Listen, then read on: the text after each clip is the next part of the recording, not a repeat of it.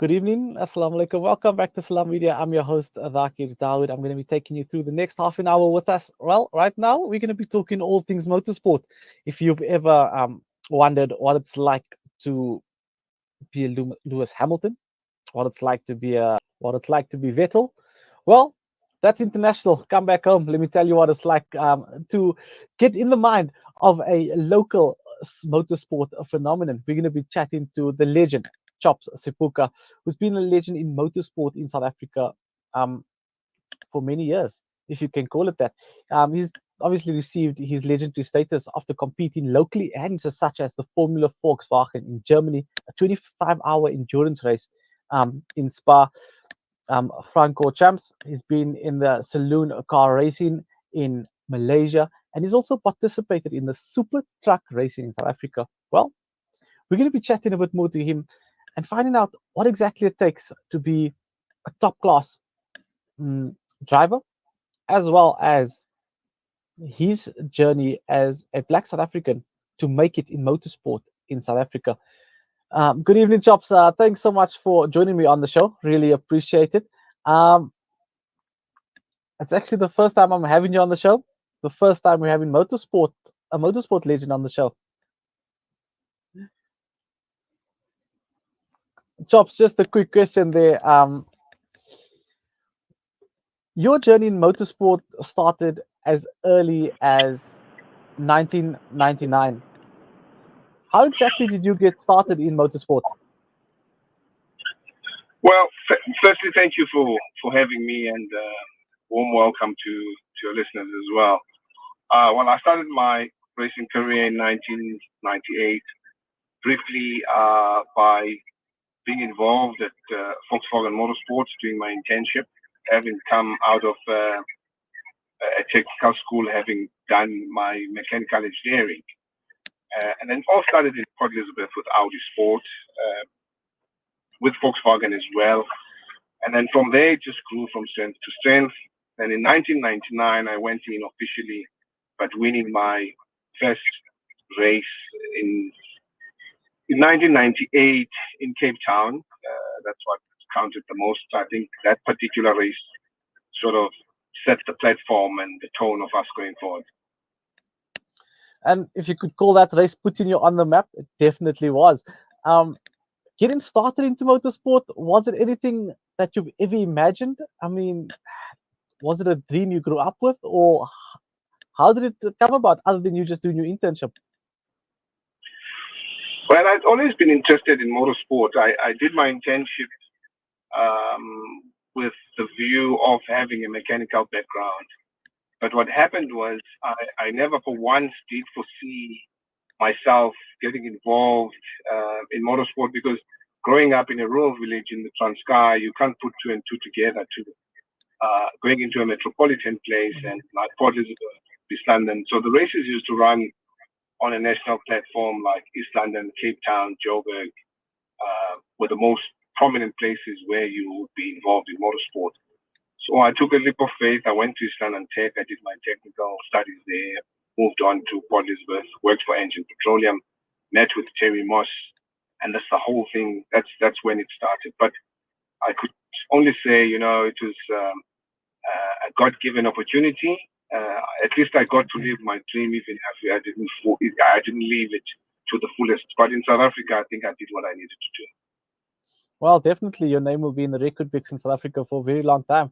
And I mean, coming from the rural areas and all of a sudden moving to the city, and not just moving to the city, motorsport as a whole is seen as an elitist sport. Um, what are some of the challenges you faced in the motorsport fraternity, being from rural areas now currently moving to this elitist sport? Well, at times, it becomes a bit controversial because if you look at the sport as a whole, it's predominantly white. But that doesn't matter. I mean, if you've got talent, you've got talent, and if you've got the necessary support, it changes those complexities. So there's a give and take within it, although it's still predominantly white, and I think it will remain like that because as long as it's a financially driven sport that comes at a high entry barrier, you're always going to be facing those complexities and those problems that arise being in a sport that is predominantly white. Mm. No, it makes.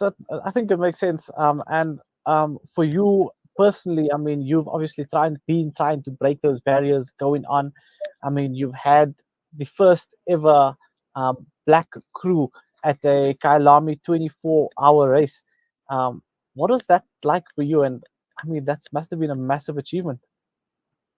Well, that was a dream come true.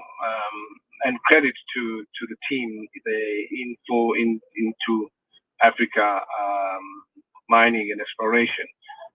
Polile Lutlaka was the guy that was behind it all. He felt that we could create a car in Kalam in the 9 hour. It's possible that we could be part of history. It's possible that we could finish. So we brought on a mate, Philip Kakana, who had raced it in the past, and he had obviously now stopped and continued with other ventures of his life.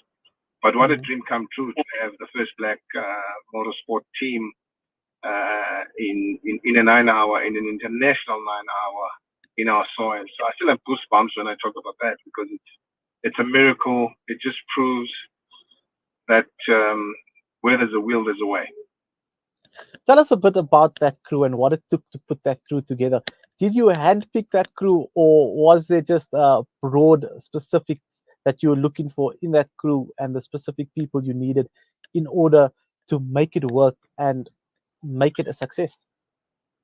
Well, I must say, what had happened originally, Tony Clark, who's the guy that owns the car, is a friend of mine I grew up with in Transvaal.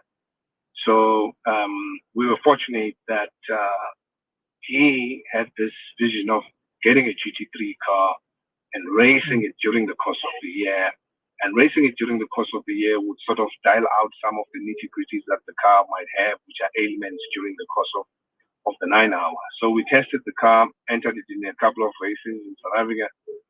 And then when the 9 hour came, the car was almost race ready to go in and do the best we could. So what we then looked for was a team that could support us with the right mechanics, and we just had to be the drivers that were going to take the car home. We did that successfully by having chosen the right strategy at that point in time, finishing second in South Africa, ninth overall in the world, which was definitely a dream come true for us. That's phenomenal. I think that's such a massive achievement, especially just let's say finishing ninth overall in the world and having a small country like South Africa where motorsport isn't our number one sport, coming back with results like that. And talking about global, worldwide, international jobs, what are some of your memorable races that you've participated in or took part in across the globe? I think the first race for me that stands out is having the opportunity to participate in the first 25-hour race in the world, which was at Spa in Belgium. So this took place in 1999, where we were invited as guests, myself and Terry. Terry and I flew over to Belgium, to Spa, and it was called the Beetle Fun Cup. There are 108 cars on the grid, and we gridded on pole, which was quite strange and phenomenal for me, and that's a real big memory and a big moment that I can never really forget. Is coming into the big part of the world and taking a car and gridding first Mm. without having learned the circuit to the best of my ability. But I mean, overall, we finished, I think, 12th because of mechanical failure during the early hours of the morning. We had a gearbox problem. That really stands out for me. And I mean, many of us would think that doesn't come from the motorsport industry. Back then, how did you guys get your car across to Belgium? Was it shipped? No, no. So we were. It was a guest invitation. So I was invited to join a crew there that was going to participate in that 25-hour endurance race. So I sort of became the fourth driver of the team, Mm. and then we did the whole race on the duration of the 25 hours. So to answer your question, I was a guest. I was invited, and we did the best we could as a guest driver. Well, I mean, the best was definitely, I mean, doing the best you could was definitely a phenomenal performance. And then looking at it over the years, you've obviously had some massive achievements. You became the first black driver to win the South African championship in the Engine VW Cup. Run us through that experience of starting out in the VW Cup and then eventually becoming a champion. I mean, what a journey, what a moment.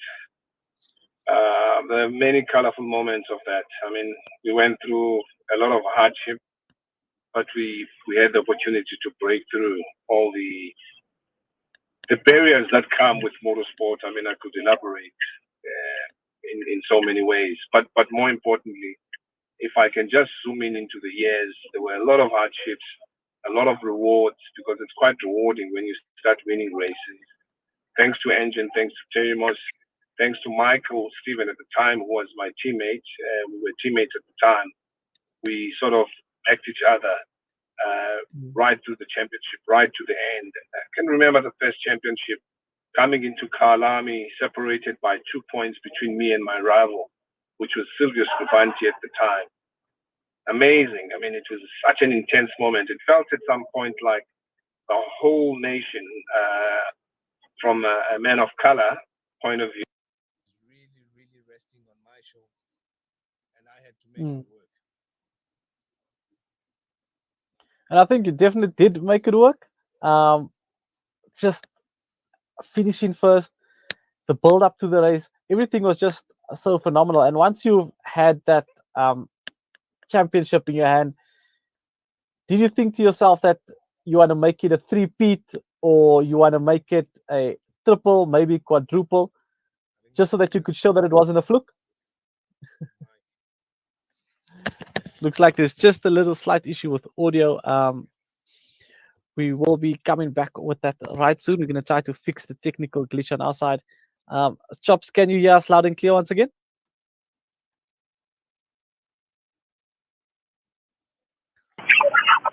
Well, it looks like we've got him back on the line now. Tschops, can you hear us loud and clear? Yes, I can hear you. There we go. Well, look, just to show that you weren't a one-hit wonder, did you have a three-peat in mind, or was your challenge to win it again in the near future once you won the race for the first time? Well, I mean, there's so much to achieve in the sport if you've got the right teams and the right sponsors behind you. I became the first man of color, first man in the series, to say the least, that has been running for, I think, 5 years before my time, to win a championship back to back. It had never been won like that before. But all that is credit to the sponsors, it's credit to the mechanics, it's credit to the families, the fans, and everybody that sort of supported me and propelled me to the heights that we were able to achieve at that point in time.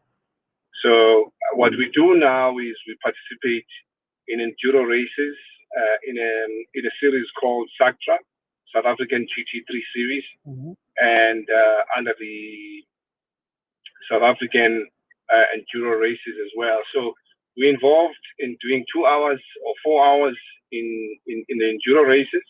And then with SACTRA, we do 2 hour stints where we share a car between myself and Colina, which is the GT3 car. Well, I mean, back-to-back championships, you're now obviously in endurance racing. You've managed to get an opportunity to meet one of the phenomenal South Africans that has passed on, and not many of us would get an opportunity like that. Tata Nelson Mandela, what was it like meeting Madiba for you as a South African, knowing what he's achieved for South Africa within the political space? You've achieved something similar within the sporting space. Yeah, look, it was a special moment. I don't think that moment will ever come again in life, not in this lifetime. I think people like Nelson Mandela come once in a lifetime. So meeting him while he was alive was like more than a dream come true for me. So I'd never had expected to see him, but through some friends who were quite familiar with with the family. I was invited as a guest at some point in time, and that's how I got to meet the old man. What a human being. Phenomenal, special in every sense of the word, special. But be that as it may, I think we need more role models in our country. We need Mm. more people to look up to and believe and hope and knit this country together. And I mean, that's certainly something that you've managed to achieve. Definitely a role model for many in the sporting fraternity. About that interaction, he probably knew who you were if you're gonna meet him and have a sit down with him. What was his words to you? Surprisingly, you are doing phenomenally well. I am extremely impressed with what you have achieved, young man. So that was him, and then the rest is history. And I mean, you got your voice box tuned up a bit, just that you're on point in saying that. He wasn't a man of long statements. Very brief, short, straight to the T, and the conversation would continue about how well it is important to excel and carry yourself very well amongst your peers and be the right role model for everybody else and do the best you can with what you have and where you are. And moving on now, I mean, that was obviously a phenomenal achievement. There's so much in your career and lifespan in motorsport that you can look back on. But going forward and looking at the sport in South Africa as a whole, how do we take motorsport to the next level to the point where it's back on our televisions every weekend? We're starting to get big races back in South Africa. I mean, there's been rumors of the Formula One wanting to make a return to South Africa. What do we do as motorsport and sport fanatics in South Africa to grow the game in SA? I think, firstly, it's important to cite the fact that the sport can only be propelled by those who are enthusiastic about it and those people that really want to see transformation and growth and have a strategy to talk to the transformation within the motorsport industry. One must also be mindful that the motorsport industry is actually supported by corporates, big corporates. The manufacturers themselves ought to be involved if you really want to see transformation because there lies your tools, there lies your opportunities from an engineering point of view, from mechanics, from learning on how to work on vehicles. There are many aspects of motorsport that one can fit into. There's mushlings, there's stewards. I mean, we could see the FIA. Some of the stewards that come to the FIA are ex-racing drivers who've got experience to interpret the rules and apply the penalties accordingly. That's one avenue. Then there's a second avenue where you've got tire manufacturers involved, you've got the car industry being involved. So there's a vast majority of scope of employment in that space. Then the next thing is it's quite disappointing that every single government official at the top brass, they all drive cars. They're all in cars. They've got VIP protection people that sort of drive these cars. It would then be nice to take that opportunity and share it with the public by manufacturers being involved in advanced driving courses, not only one or two or three. Become sort of compulsory within your learner's license or your license to do at least an advanced driving course so that it can really give you an understanding of where you are.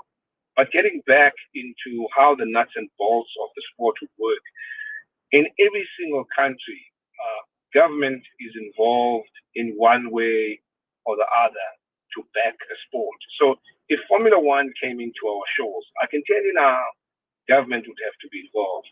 If any international facet of motorsport comes into our country or in our shores, government has been involved. So I then never understand why are they so distanced locally? Because if you groom your local players or your local drivers, they are then able to introduce your country onto a international platform. So if you look at DTM now, you've got the likes of Sean van der Linde at Mm, DTM. As a South African born and bred, look at Jody Scheckter in the past, the first South African to win a Formula One world champion. That's a South African. You look at Cyril van der Merwe. You look at all of them. These are people who have flourished within the sport, who have represented their country in numerous occasions on an international platform, and those names are names to be reckoned with on an international platform, and they all mm. come from South Africa. So we've got so much talent in this country, so much talent. I've seen it when I've traveled the world to race in other parts of the world. That unbelievable. When you come from a rural village, you go into a national sport, you go overseas, you beat some of the best on an Mm. international platform. So there's immense talent in this country that just needs to be honed and sent through the right direction. And I mean, with a bit of a background that you're giving us now, I feel like drivers enough backing by the resources and the powers that be in sport in South Africa, because obviously, like we said earlier, you've got the. But do you feel like that has a direct impact? Do you feel like it has a direct impact on, let's say, I wouldn't say the loyalty to the country, but I mean, if you've got the likes of Brad and Dan Bender winning races all the time, but then you only recognized in South Africa when you're winning, but when you're going through the struggles, there's no backing from your country as a whole. Do you think that's a big issue that we have? It's a massive issue. It's beyond massive because it's actually sick. We're sick in our heads to only want to be associated with people when they're on an international platform. When they're here at home, we have no regard for them. We've disregarded them. I always say it's similar to friendships. So when you grow older, you have less friends than you have when you're younger because you're trying to find this position of securing who are going to be your friends. But I mean, it's sick. I usually say it's amazing how much coverage I received when I was doing Belgium, when I was doing Nürburgring, when I was doing super trucks, and when I was doing Indianapolis.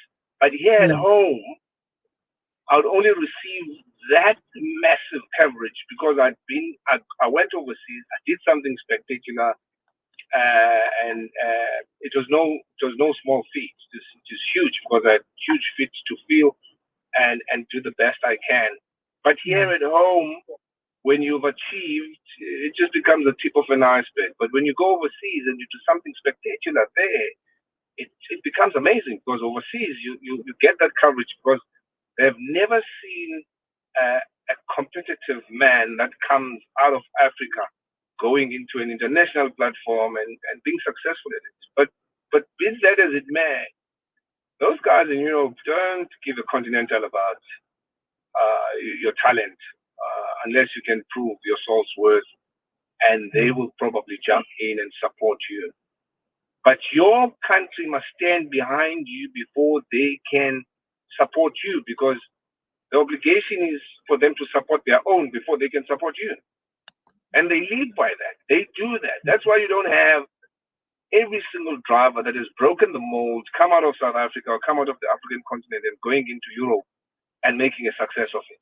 You've got to be successful. You've got to be backed by your own people to be there first. And then when you can prove your salt's worth, then they jump in and assist, and then you can start driving for big teams, so on and so forth. And unfortunately, we're all limited by the power of the checkbook. As long as the big guns with the guys with war chests are not supporting you, you'll just mm. be another by the by. Well, I mean, you've managed to walk the walk. Now you're talking the talk. What do you want to see them actually do in order to make a difference in the young drivers' lives? I mean, there's so much that us as South Africans can do financially, commercially. What if, let's take it back to your time? You were a driver. What backing would you have liked so that you could have a more comfortable path as an a high performance athlete? The only backing was, the, firstly, it's important to do well at home. So you could be an established person here at home. So you must win in your home ground to be able to progress into an international platform. Mm. So as they say, you must sort of grind your teeth or cut your teeth to be able to withstand the pressures that would come on an international football, international front. But more importantly, what I think was lacking from my side was corporate investment, because there were a few individuals that were going to support you. People can only support you as far as their checkbook goes.